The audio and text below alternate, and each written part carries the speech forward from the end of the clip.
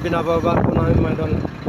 Yan, kaya yung mga kabataan ngayon ay dapat mag-aral kayo ng maigi, hindi tulad sa amin na walang diploma na pinanghawakan. Ito ang aming sinabit mga idol karoba. Ayun, kumbaga bilat ang araw ang aming puhunan, tutos-tusan lang ang aming pamilya man. Yan.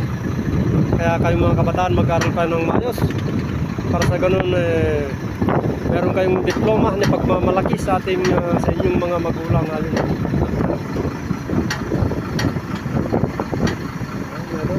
Kaya pa kami ibaw pa.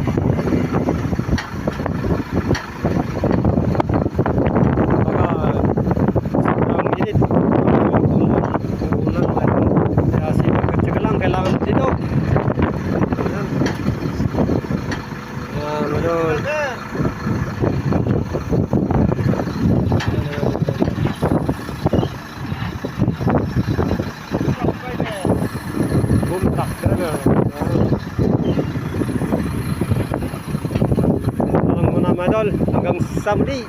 Ayun.